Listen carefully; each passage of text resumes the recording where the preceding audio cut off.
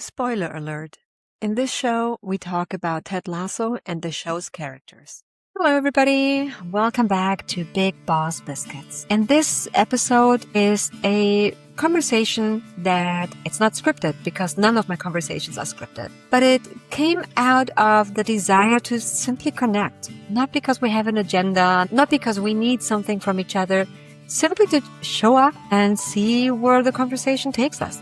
Just two people meeting over a coffee and to have a good time together. Because, let's be honest, we've never been more connected. I mean, we can watch astronauts drift around the planet in real time, and yet somehow we can't even remember our neighbor's first name. I'm guilty of it. I honestly know all the dogs' names before I even know my neighbor's names. And now, hear this. The UK literally appointed a minister of loneliness. I mean, if you think about it, it's the kind of job title that should make an entire civilization pause and reflect what is going on with us. So today, I'm figuratively speaking sitting on the front porch, and Devin Hughes is joining me. He's a keynote speaker, organizational culture expert, and a man who will tell you that work isn't broken because of your strategy. It's broken because of your behavior. He has helped everyone from giants to startups, government agencies, and school systems trade those performative cultures, you know, those where people say the right things but never the real ones, for high-trusting teams that actually enjoy showing up for work. We go into the good stuff. The quiet ache of remote working, why, if it's not on the agenda, it's not important, and how 10 intentional minutes can keep the business from hijacking your humanity. It's also about the power of rituals that give people permission to be people. And my personal favorite, why kindness keeps getting mistaken for incompetence. You know, the reason why a lot of approachable leaders eventually get Ted Lassoed. They get called a wanker before anyone notices the real work they're doing, namely building the strongest team in the room. Here's the thread that ties it all together. When people feel seen, heard, and valued, performance follows. So connection isn't the woo-woo garnish on top of the results. It's the actual recipe, people. So grab your biscuits today. Pull up a chair on the porch, get a coffee or tea ready, and let's dive into the conversation about what it really takes to move a team from disconnected to genuinely, humanly high-performing. This is Big Boss Biscuits. I'm your host, Kirsten Penalosa, and I'm excited to invite you to this conversation with Devin Hughes. We connected and resonated because of one of your blog posts about having real conversations without an agenda, without that transactional feeling of we're meeting so that I can get something from you and vice versa. Thanks for inviting me to the front porch. How did you get to write that blog post? It was so beautifully written. It felt so real. We are in this digital era and it brings us together, but also not, right? Yeah, it's interesting, right? Because we're as connected as ever, but disconnected. So, I think of that often. Recently, we had the folks from NASA, the astronauts flying around the world, and we could see them real time and we could stream them. And it's like, wow, technology's fantastic. But then in that same vein, we don't know our neighbors, we don't talk. So that was kind of the genesis for it. And then the other part was I'm pretty dialed into the data. We have a loneliness epidemic right now. We've got more folks who feel alone, disconnected, disenfranchised, ostracized from one another. And it's getting worse. And one of the things that really struck me was the UK now has a minister of loneliness. I didn't know. Yeah, it's a government, it's a cabinet position. So, just think about that for a second. I mean, to have a position in government would clearly suggest that we have a significant problem with the lack of community and connection. As I'm hearing you share this with me, I'm thinking about leadership and the loneliness of leadership, but not necessarily as when we are in a position of leadership, but what happens when we stop being a leader. In my case, I quit my job and I'm working now from home, doing the podcast, pursuing my passion of being a coach. And I find myself quite often in this loneliness. And I often don't know what to do about it other than connecting with other people. But I'm craving those meaningful connections, not just transactional chit chat. I totally get that. I'll give you an example. I have a friend who works remote. She's been working remote for 20 years and she loved it. Quality of life went up. She loved her work, just all the things. And then she said to me the other day, since COVID, everything's gone more remote. She's on more Zoom calls and team calls than she ever was. So what changed in the system? Before I was remote and I felt connected, I had a little bit of agency. Now the inverse is I'm remote and everyone else is, but we don't pick up the phone and talk. We don't meet. We just jump on Zoom. And so again, I don't know if there's a right or wrong. I just think it takes a little bit more effort and agency to go out and to set up coffee, to let's meet for lunch once a month. And I think there's pros and cons for both. But in terms of being a leader right now, I think my personal opinion, and just to kind of step out for a second, if you're not intentional about creating space for people to actually connect, people won't really be part of the mission. And what I think it becomes is more performative. So the only time we connect is maybe if we have food or a ball game or a food truck. And we don't have any of those serendipitous conversations where I go, Kristen, oh my God, how was a weekend? I know your daughter had soccer. Oh, what'd you do? I heard, that kind of like human capacity, because no one is staying around on a Zoom call to check in on people's personal lives. We are off there so quickly.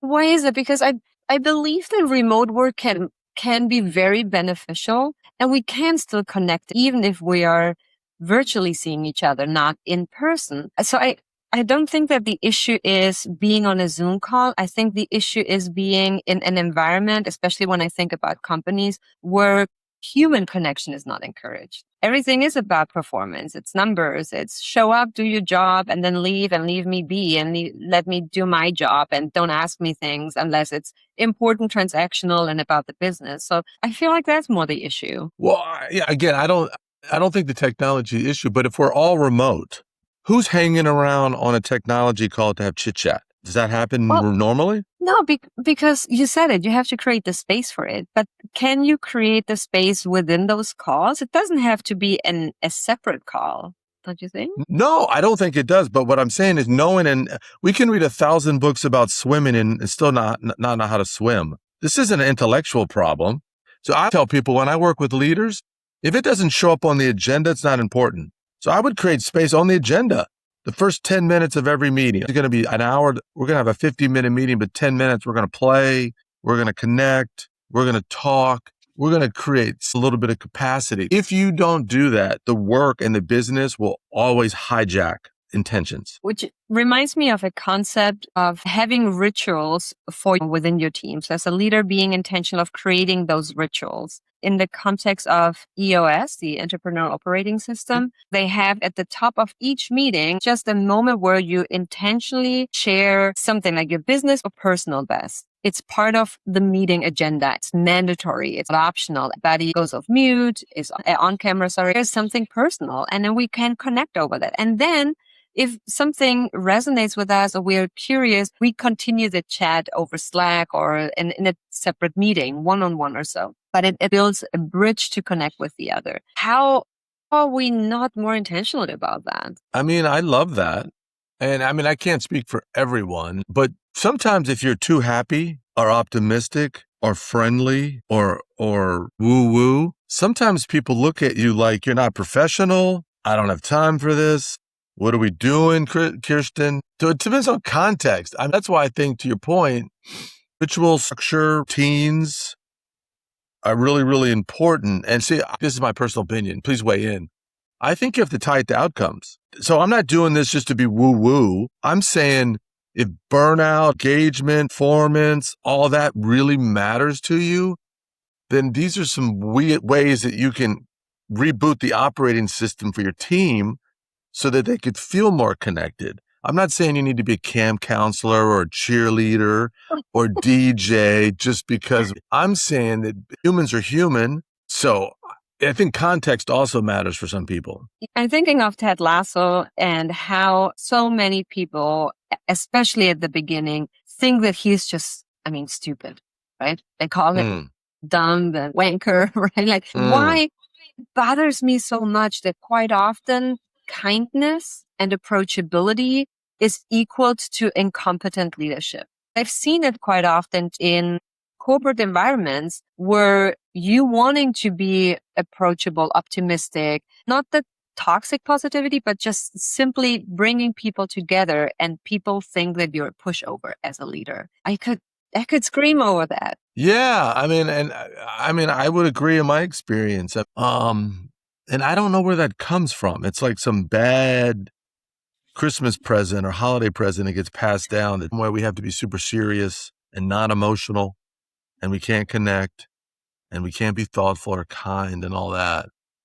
And you know what's interesting about that, as I hear you talk, we spend more time at work than we do at home. So we're in spaces with these humans more than our own families. So why would we lower the bar on expectations and the way we treat? It's just fascinating, isn't it? It is. It's fascinating and mind-boggling and also saddening. But that brings me exactly to why we're here today and why I'm doing this, because I want to encourage leaders to be human-centered, to be that kind leader, not without being inefficient. That's not the point. The point is to create a workplace where people want to show up, where they thrive because they feel they matter, including who they are as people outside of work. Yeah, you know what's interesting? Someone asked me this the other day. Is there a difference between being nice and being kind? Yes, there is. Yeah, I thought so too. I'd love you to weigh in if you don't mind, because I have my own opinion. I don't think there's a right or wrong, but it was just a really fascinating question a leader asked me.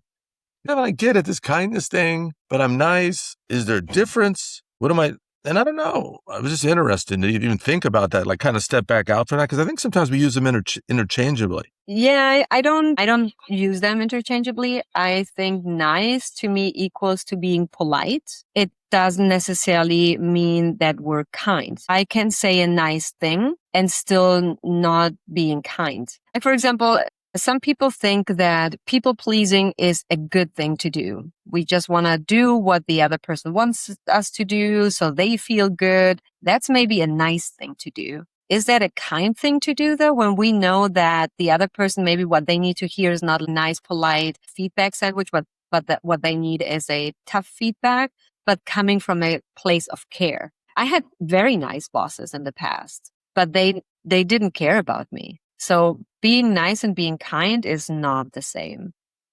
And I don't think that leaders should be nice. I think they should be kind without being rude. Yeah, so that's kind of what I want. For example, if I have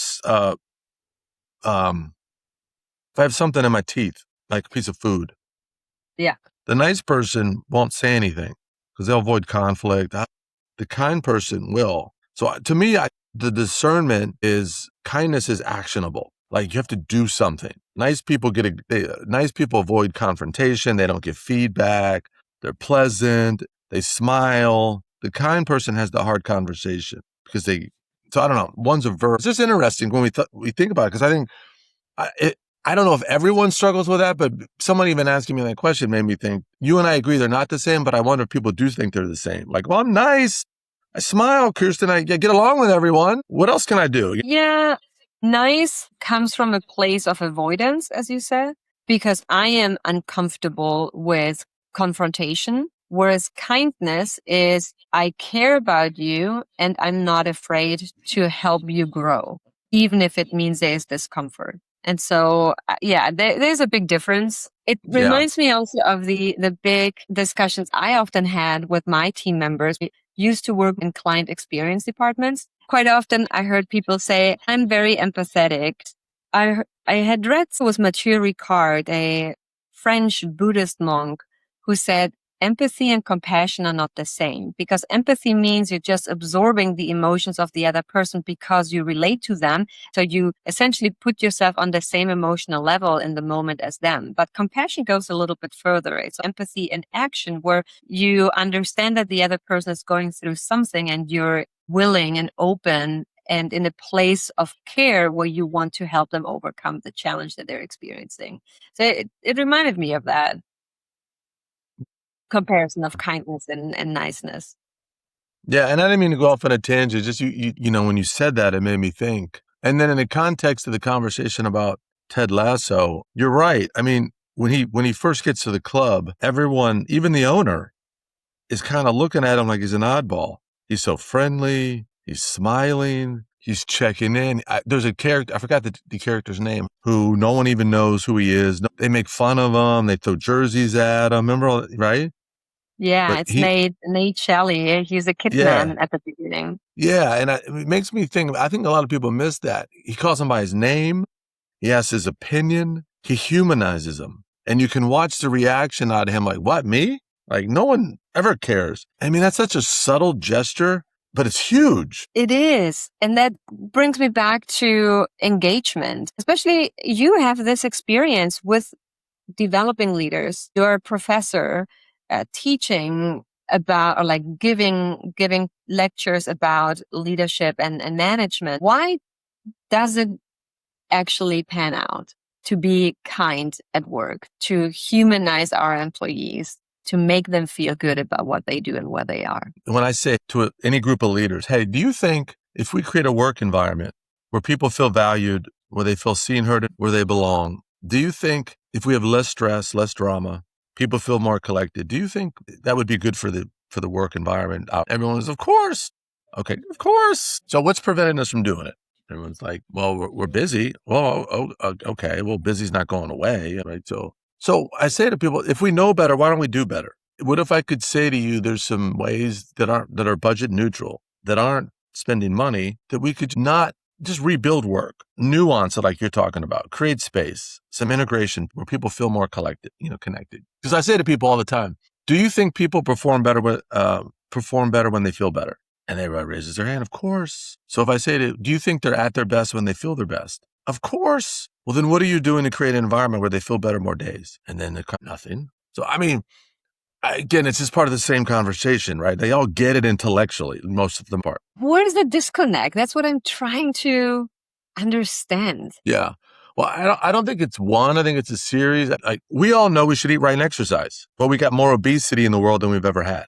So it's not an information problem. I mean, we got more information on your iPhone than we've ever had in the history of the planet. There's more YouTube and TikTok videos, more diets and workout routines and longevity. So we think it's an information problem. I think it's an operational problem. Like, how do we actually do it? Because changing human behavior is not that easy sometimes. So I tell people you have to create space. You have to make it a habit, right? It has to be integrated into the work. So I don't think it's one or the other, I find. It's both, but I think having a conversation and giving people agency to contribute. I'll give you an example. When I was running a big team many, many years ago, I love music. It's my jam. Makes me feel good. The neuroscience behind music is really clear. It doesn't matter whether you're 8 or 98. Everybody feels better, right, when songs come on. Watch MRIs, the brain lights up. So we used to rotate the DJ. We'd have a weekly meeting. Everyone would have 5 minutes. And we'd schedule it out. And for the first 5 minutes, everyone would get together and that person would be the DJ. And they would get to start the meeting with a little bit of music. Now, we had some guardrails, right? The language had to be appropriate, right? I know it sounds silly, but there was so much curiosity and suspense on what you were going to pick. And for 5 minutes, we would just vibe off a little music. And what happened out of that was not only we felt good with music, it also created connective tissue because we were like, oh my God, I went to that concert. Or I love David Bowie or Taylor Swift. So we're using music as a conduit. And again, I'm not saying music is a panacea for everything, but there's a lot of low-hanging fruit like that where you could build capacity and community because I would argue that we have a lot more in common than we think. And when you find space to do that, then people will organically go, oh my God, I didn't realize. And then you'll watch serendipitously. But again, I had put a little structure, but not overly prescriptive. And I had other people contribute. I wonder if you could see a difference in engagement and performance, or even just quantify through, I don't know, employee net promoter score or something like that, and compare to other teams who didn't do that. Yeah, I wish I had more quantitative data specifically to that. But I will say that kind of anecdotally, my team outperformed all the other teams in terms of performance. This was actually a sales team. So everything got measured. We had people who stayed on the team longer. I had more people promoted. And so we had something called President's Club. I had more people on President's Club. And so what was interesting, though, is that the team was doing so well. Everyone was excited, like, wow. But my peers, you would think they would be curious and ask questions. You know where I'm going, right? I know because I've been there. Okay.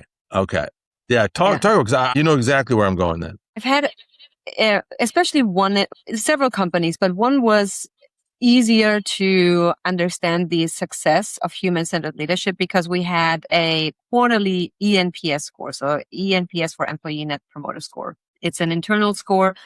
For those who don't know, about how employees feel engaged with the company, how they feel loyal to the company, if they feel that the manager is good, if they're being developed, et cetera, et cetera. So the average for the company was roughly 55. My department was 70 something. And same as you said, there was one year where I had promoted 13 people. Either I promoted them within my department or they got promoted into different departments across the company. 0 employee churn on my teams. And I was managing 3 teams. And same thing, you would think that seeing that success, and I mean, my boss was the president of the company, you would think that there would be more curiosity and willingness to apply the leadership philosophy and leadership I was bringing to the company to the rest of the company because other departments were struggling. They had a lot of employee turnover. They had a lot of inefficiencies, silos, lack of productivity, more mistakes, burnout. But no other leader, none of my peers approached me to see like, Kirsten, what are you doing that I can learn from you? I have this issue in my department. Help me with that. Or even the executive on the C-suite level to say, okay, there's something that she is doing right. What can we learn from her? Maybe we should put her in a position to amplify her skill set to the rest of the company. But no, it was almost like, we don't see it. We don't want to see it because the moment we see it and we acknowledge it, we are accountable, right? Yeah, it's the same experience I had. You'd think they would lean into it and go, wow, tell me more about it. What are you doing? What's on the cookbook? What's the recipe, right? But they don't. They get suspicious in some cases, make snarky comments. Instead of collaborating, in some cases, they want to compete. So, yeah. Or like, oh, you're just a show off. You look. I only bring that up to wonder, is that why it doesn't scale sometimes? And the other reason I find sometimes is that we'll go, that's just her deal, like your deal or my deal. Like that's just who they are, not realizing maybe that could be you too. Yeah. Right? Yeah. It's just some little bit of intentionality, a little bit of effort, a little bit of tweak, a little bit more, right? I keep saying it. Leadership is not something that we're born with. It's something that we intentionally develop. Yes, some people may have a more natural inclination towards it, but it's not something that we cannot learn. It's a skill set. And like any skill set, it requires intentional investing in developing it. It requires openness to grow, willingness to receive feedback. And yet that's where I see so many leaders just be ignorant or intentionally blind. And I don't get it. Yeah, no, I don't get it either. And so my mission with all this is, let's assume they mean well, but they don't know how to do well. Maybe some cases, maybe they've never had a leader like you, right? Because we're products of our environment. If you've always been in very transactional, hierarchical, bureaucratic, top down, so maybe you don't know. All right, great. So now that you know better, you got to do better. So I would say, let's figure out some things you can do to humanize the workplace, right? And so I spend a lot of time on the how. What I try to do, and I don't know if this is magic, I don't want to give people more work. I just take the work they're doing and give it a little bit of a makeover. So I might say, let's look at your calendar, because the things on your calendar at work tend to matter. That's why we calendarize them, right? So, okay. Do you have one-on-ones, team meetings? What are the things that you do that you have some level of influence? And can we humanize those? What does that look like? And to your point, how we start meetings, how we end meetings, who does all the talking in the meetings, the construction of the meeting. Is it you doing all the talking all the time? So that's where I try to spend a lot more time to contextualize it. Again, these are practical ways that you can connect with someone in a way that's 100 different ways. None of that matters if the leader isn't genuine about it. I had a boss who did that. We did a walking one-on-one. He was one of the worst leaders I had because he was just implementing suggestions without feeling and understanding the purpose of it. And so our one-on-ones remained superficial. He didn't listen to me. He didn't listen to my needs when it came to my job, my role, my team. And so it didn't make any difference. We could have had the same one-on-one in an office or virtually. Yeah, well, I mean, if the person's completely terrible, it doesn't matter what they do.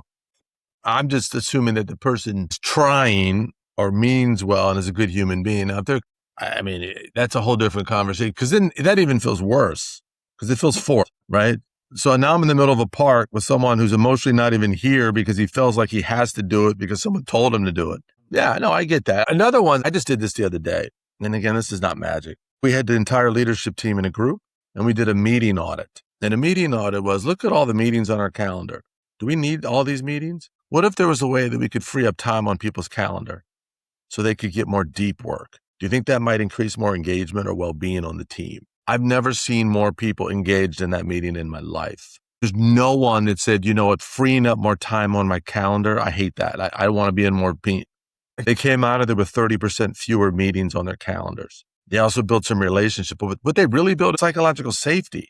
They felt like they had some ownership of it, right? The boss got out of the way and said, it's not my team, it's our team. That's just another way that people felt like they had a little bit of control and influence over the culture. Reminds me also of Nate Shelley in Ted Lasso when he leaves AFC Richmond, goes to be the manager.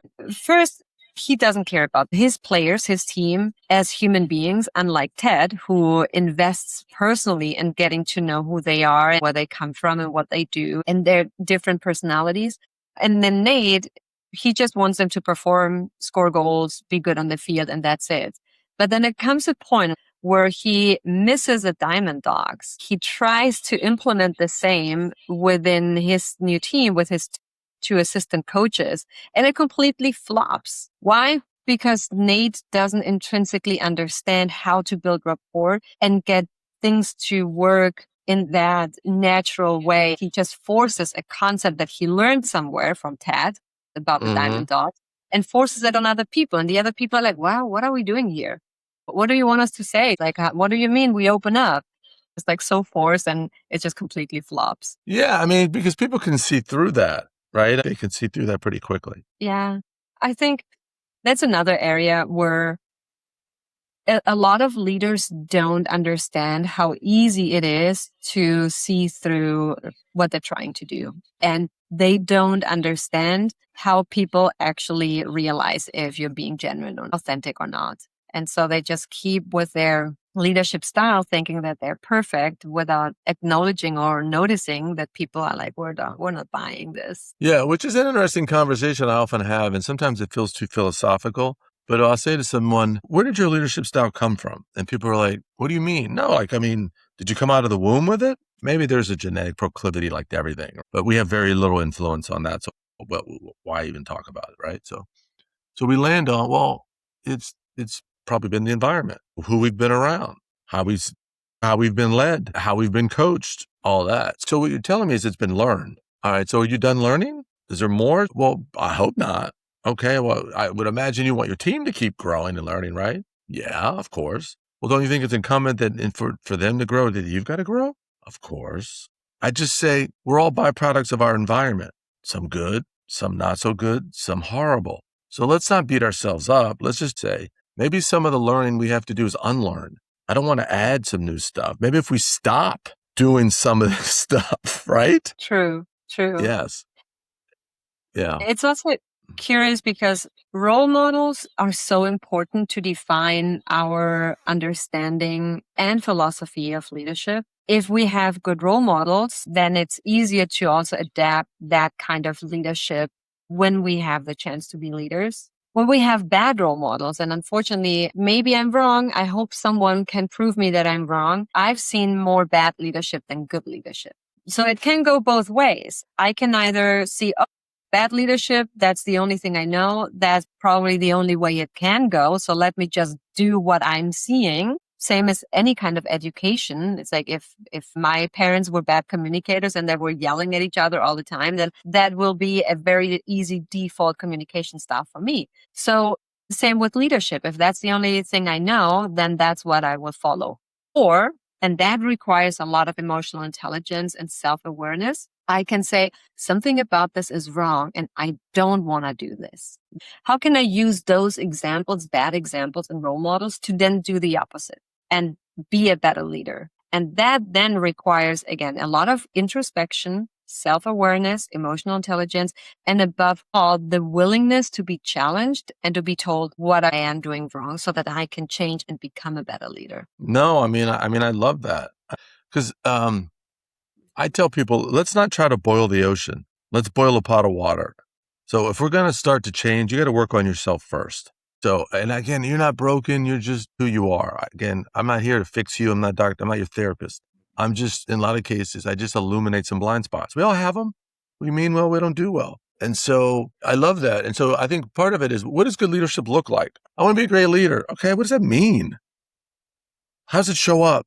What do I say? What do I do? How often? What's the cadence? What's it consistently? Some people, it seems very native. They do it instinctively. Well, not everyone has those gifts or has the same environment. And so, again, I try to be not overly prescriptive, but get really basic. So, for example, the other day, I said to someone, and to me, great leadership's about influence, not authority, right? So great leaders to me don't create more followers. They create more leaders. They create more capacity. So we were like getting really, Kirsten, into the weeds on that to fundamentally understand what we mean by saying great leadership. And then that was a pivot point to start to talk about what they could do to operationalize that. Great leadership to me is more about how I empower other people and how I see them succeed. I was still learning at the beginning of my leadership path. Suddenly, my success was defined through the success of my team members and the people I was leading. So I wasn't the center of metrics or performance. I was there to help others and support others to be better and do better, whether it's just like small things at work or even in their life. And so I that's to me what great leaders do. They empower, they elevate, they lift others up. And that also includes, and coming full circle, being kind when it comes to being honest and sharing honest feedback so that others can grow and do better. Yeah, what's interesting, right? So thinking about Ted Lasso, because that made me think, I forgot what episode it was. It was early on where Jamie, he was a really great player, young, cocky, very me first. As long as I score, but who cares if the team wins, right? And Roy Kent was very upset about that because he saw him picking on people. He was creating cliques within the locker room, and he went to Ted asking him to fix it. And Ted pretty much said, it's not my locker room. You're part of the team. And the point was, you're empowered here. You're a leader. You have some agency to make it better yourself. That was really powerful to me. Yeah, it was. And it was a pivotal moment in the leadership development of Roy, including him reading the book, A Wrinkle in Time. You are put in a leadership position. You're the team captain. It's not just me as the manager who needs to or can do something. It's also you, how you influence others. And Roy develops that very fast and meaningfully. To wrap up, Devin, who is a role model for you when it comes to good leadership?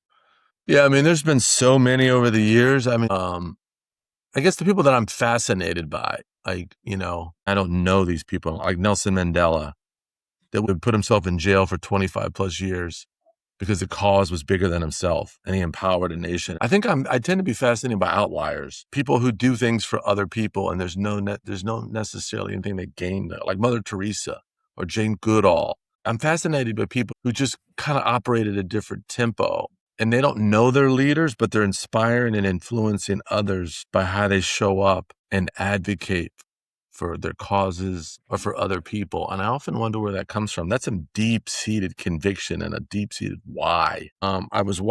Victor, is it Victor Frankl? Did you ever read that book, In Search of Meaning? Yeah, Man's Search of Meaning. Yeah, there was and I'm paraphrasing it, but it was something like, a man who has a why will bear any how, or something like that. Right? That if we know what our why is, then we'll find a way we can endure anything. And so I don't know. I've just been fascinated by people who have that sense of, I played college athletics. I've had a few coaches that inspired me personally. I'm neurodiverse, which means when I was a kid, I was in special ed. I'm dyslexic. So I struggled academically. So I had a couple people that didn't necessarily know they were leaders, but had a dramatic influence on helping me get through the storm. And the only way they did that was just checking in on me and giving me a little bit of belief. you're going to be okay. Or when I'd have a little bit of success, I'd get a high five. And I'm like, now that I look back, I'm like, those are so pivotal moments when I was trying to find a light switch in a dark room and I had one random, not even a teacher, an aide, acknowledge me and let me know that I matter, gave me just enough hope to keep going when I was struggling. I don't know. This is fascinating. It's like leadership doesn't require a big title. Well, Devin, thank you so much for this coffee chat in our virtual front porch here in Austin, Texas. It's a little bit rainy, so it was beautiful to just have the rain outside of my window and have the conversation with you here. Well, thanks for having me. Really enjoyed it. It went by super fast. Really good topic to discuss. And I think we both can agree we need more human-centered leaders right now in our workplaces, in our neighborhoods, our communities, in our government. We need them everywhere. And that's a wrap on today's Big Boss Biscuits batch. Thanks for spending this time with me. Whether you're commuting, folding laundry, or maybe pretending to work while you listen. And hey, no judgment. We all do this. It means a lot that you take the time to invest in yourself. So if today's conversation hit home, don't just sit there with your feelings and thoughts alone. Come say hi. Find me on Instagram at kirsten.penalosa. Connect with me on LinkedIn, just find my name, or swing by kirstenpenalosa.com. And here's the real thing. I'm a leadership and performance coach, and I help humans go from surviving leadership to certified badass leader status. And if you're the one running the whole show, I'm also an organizational consultant. I partner with companies to build workplaces so good, other companies get a little jealous. And by inducing culture, it's a whole thing. So go on, be a badass today, and grab your biscuits again next time. Until then, I'm your host, Kirsten Penalosa, and this has been another episode on your Ted Lasso-inspired Big Boss Biscuits podcast.